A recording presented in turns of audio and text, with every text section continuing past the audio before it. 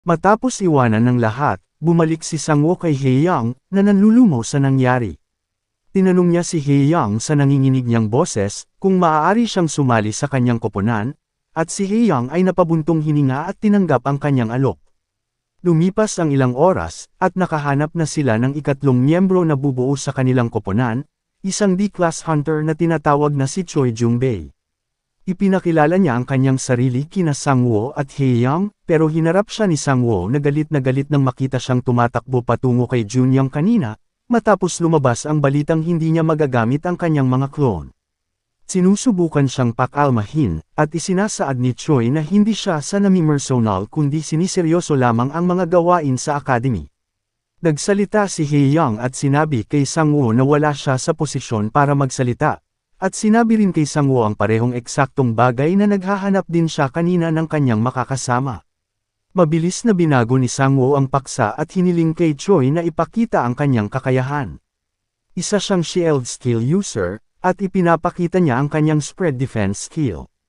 Ang kasanayang ito ay nagbibigay daan sa kanya na magbahagi ng buff sa kanyang mga kasamahan sa koponan batay sa istatistika ng kanyang defense shield, at ipinagmamalaki niya na may kumpiyansa na mayroon siyang pinakamahusay na defense stat sa akademya. Sunod, ipinakita ni Hae-young ang kanyang kakayahan, na tinatawag na Master of Mana. Ipinaliwanag niya na kaya niyang makagawa ng maraming mana ball, pero hindi ito kasing lakas ng fireballs, ngunit mas mabilis niya itong nagagawa. Sunod na magpapakita ng kakayahan ay si Sangwoo, at isinasaad sa blangko niyang mukha na wala siyang maipapakita kundi ang tanging kakayahan sa pagkuklone. Si Hae-young at Sangwoo ay nagsisigawan, pero sa kalagitnaan nito, nagtanong si Sangwoo kay Choi. Nagtanong siya kung bakit hindi siya nakasali sa team ni Junyoung, na sinasabi na mataas ang ranggo ng D-rank hunter para sa academy na ito at maaaring gamitin ni Junyoung ang lakas niya. Sinabi ni Choi kay Sangwoo na naisip niyang sumali sa koponan ni Junyoung, ngunit ipinaliwanag niya kung gaano kalakas ang mga taong napili niya. Lumipat ang eksena kay Junyoung na namamangha, habang nasasaksihan niya ang kanyang mga teammate na nagpapakita ng kanilang mga kakayahan. Tinanong niya ang dalawa kung bakit hindi sila kumuha ng mga pagsusulit sa pag-promote ng kanilang rank, na nakikita na silang dalawa ay malalakas kaysa sa kanilang kasalukuyang ranggo. Ang isa sa kanyang kasamahan ay tinatawag na si New Moon, at siya ay isang F-class hunter at isinasaad na siya ay tamad. Ang isa ay tinatawag na si Butcher, isang E-class hunter, at nagsasaad na ito ay dahil nakakatuwang mambuli ng mga taong mahina kaysa sa kanya.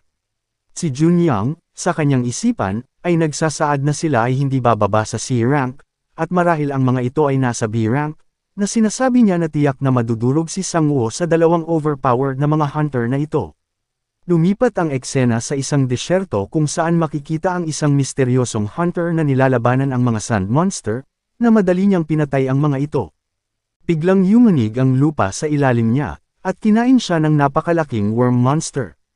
Pero ang swordsman, nang hindi kumukurap, ay pinagpuputol niya ito sa 1,000,000 piraso, at sinasabi sa kanyang isip na tinawag siya ng Heritage Company. Ang misteryosong lalaking ito ay ipinahayag na si Kysel Raven, ang sword seeker, at isang S-rank hunter. Bumalik sa akademya, nakita natin ang propesor na nagse-set up ng lugar para sa kompetisyon at binabalangkas ang mga patakaran ng 3-on-3 sparring. Sinabi niya na ang kanyang kasanayan ay mana fusion at kaya niyang pahinain ang anumang magic at kanselahin ang pag-activate ng anumang kasanayan. Naalala iyon ni Sangwoo sa kanyang isipan, kaya nagawa niyang maneutralize ang fireball ni Junyoung nung araw na iyon. Nagpatuloy siya at sinabi na gumawa siya ng mga barrier kung saan ang damage sa loob ng area nito mula sa mahika at maging ang mga pisikal na pag-atake, ay nababawasan ng malaki. Kaya, kung meron man silang malakas na magic o isang baril, maaari nilang gamitin ang anumang gusto nila sa laban.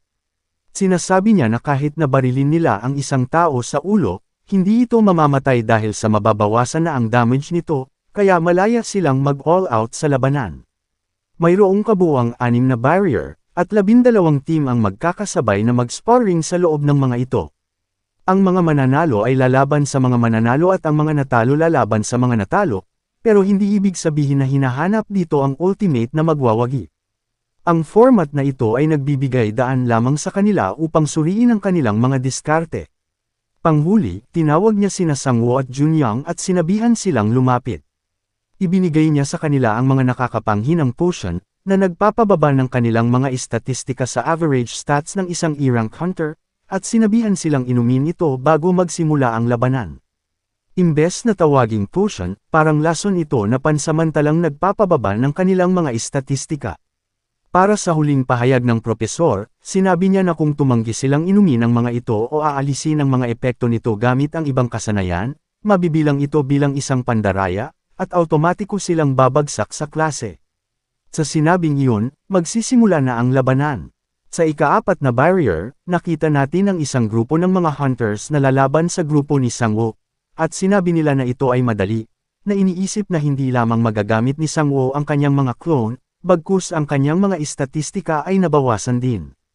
Si Sangwoo, nang marinig ang katotohanan iyon, ay medyo naasar, pero si Choi Jung-bae, ay sinabihan siyang malalampasan nila ito sa kanilang pagtutulungan ng magkakasama, kaya dapat lang siyang huminahon.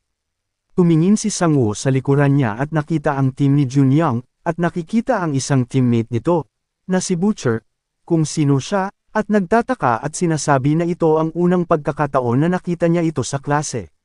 Sinabihan ng assistant ng class evaluator sina Sangwoo at Junyang na inumin na ang mga potion, at ininom na nila itong pareho.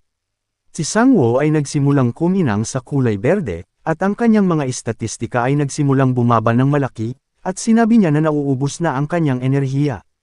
Ngunit biglang nag-activate ang kanyang skill sa poison immunity, at ang kanyang mga istatistika ay nagsimulang bumalik sa normal. At hindi lang iyon, tumaas din ang kanyang poison immunity skill. Bumalik ang eksena sa headquarters ng kumpanya ng Heritage, kung saan ginagawa muli ang gusali pagkatapos ng pag-atake. May tumawag sa CEO, at ito pala ay si Raven, ang Swordmaster mula kanina. Natuwa si Miss Arya Bal nang makita siya, at nagpalitan sila ng pagbati, at nagtanong si Raven kung ano ang nangyari sa Heritage. Ipinaliwanag niya sa kanya ang lahat, mula sa kontrata nila ni Sangwoo hanggang sa pag-atake ng kumpanyang Tron. Isinasaad ni Raven na hindi niya alam na may ganoong kasanayan, at sinabi ng CEO na kailangan nilang mahanap ang sample clone sa lalong madaling panahon. Nagtanong si Raven kung ito ay para sa paggawa ng bola ng kasanayan, na sinasabi na sigurado na ito ay mahalaga, pero hindi ito isang bagay na sulit upang ipagsapalaran ang kanyang buhay. Pero sumingit siya at sinabi na wala siyang pakialam sa mga bola ng kasanayan.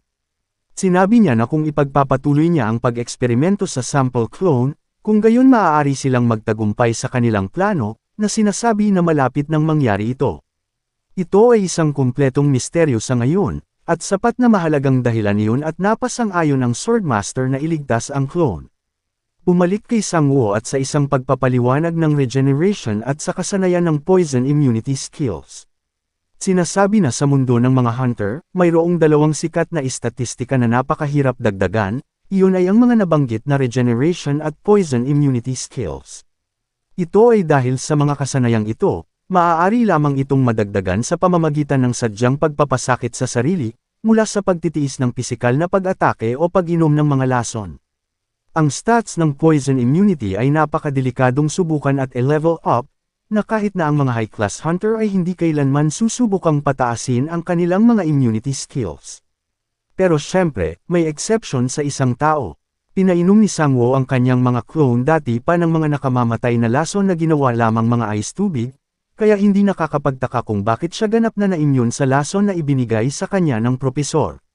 Si Sangwoo, na napagtanto na bumalik lang sa normal ang kanyang mga istatistika, ay tumibay ang kanyang determinasyon.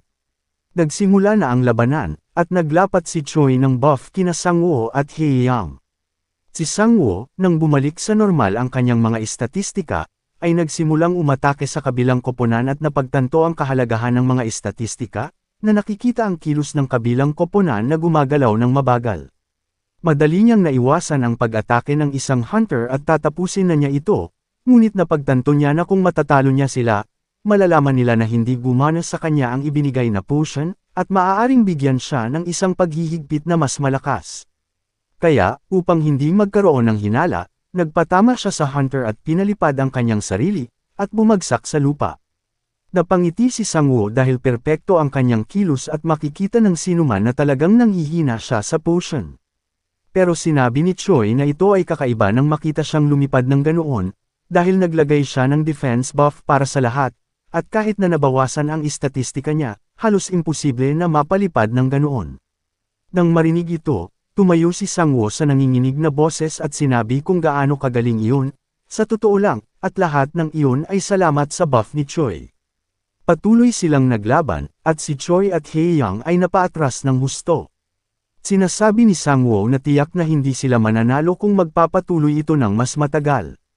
Iniisip niya kung may magagawa ba siya upang tumulong ng hindi nahahalata, at gumawa siya ng isang plano. Tumakbo siya sa kalabang mage ng grupo habang ang kanyang braso ay nakahanda para sumuntok, ngunit pinaulanan siya ng mga bato ng mage. Tinamaan siya ng bato sa tiyan, at nagkunwaring tumilapon siya sa kalabang mga hunter gamit ang kanyang ulo. Kahit papaano, napabagsak niya ang dalawang hunter, at natarante siya, na sinasabi niya na salamat sa buff ni Choi at nagawa niya iyon. Talagang napakatinding laban. Ano ang mangyayari kay Sangwoo at sa sitwasyon ng kanyang clone number 7?